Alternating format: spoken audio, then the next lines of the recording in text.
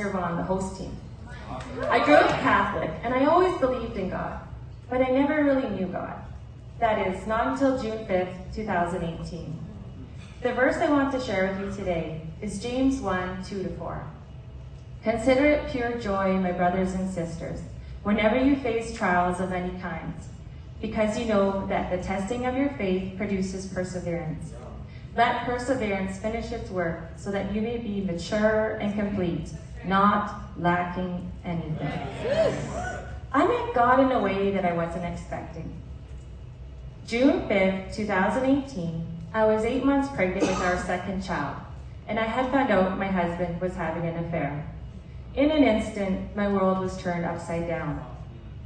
In the weeks that followed, I fell into deep despair, and out of desperation, I asked God for help.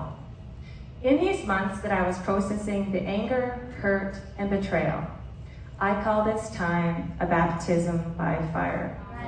A baptism by fire can be described as a trial of faith which endures suffering and purifies the faithful who look upon God's glory and are transformed, not consumed.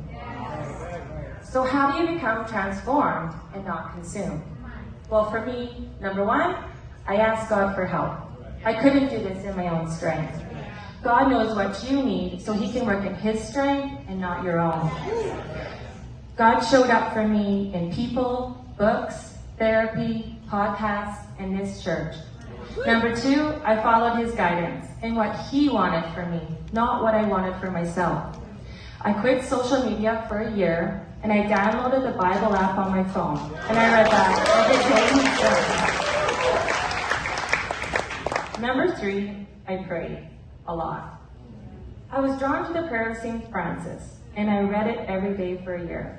Look it up, it will change your life. 7 months from the discovery of the affair was the first time my husband told me he was leaving for the other woman. I was at my parents' house, sitting in my childhood bedroom, and I sat there staring at my dried wedding bouquet that sat on the dresser. I was full of rage. I grabbed the bouquet and I drove to the edge of town, and I threw the bouquet into a field. I ran after it, grabbed it, and beat it against the ground, watching the flowers fall apart. I continued to stomp and crush any remaining flowers until there was nothing left. I saw myself in the flowers, beaten, disintegrating, disassembling.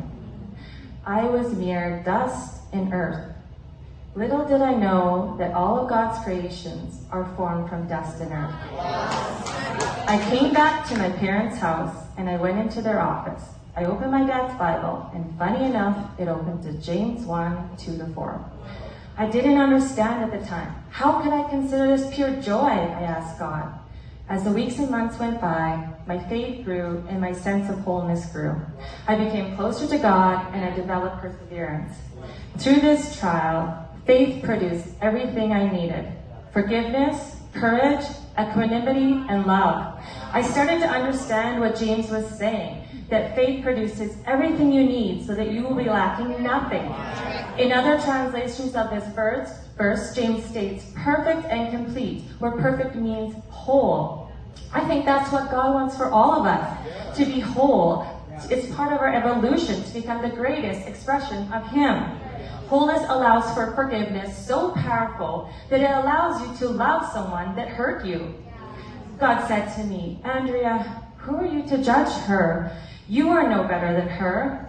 Yeah, you are right. We are all the same. No better or no worse. I realized what I lacked in myself, I judged in them. It was about me all along. What I was lacking in wholeness, in my character, and in my being. Lack shows up as jealousy, competition, and not feeling good enough. When lack is transformed into wholeness, it produces security, forgiveness, and abundance. If you are facing a trial, look to this verse in James and allow it to transform you. Have faith in the fire. Allow the parts of you that are full of lack to disintegrate like dried flowers. Through this fire, I was transformed, and 3 years later, I have been able to form a relationship with my ex-husband and his partner, who I consider my daughter's stepmom, and been following.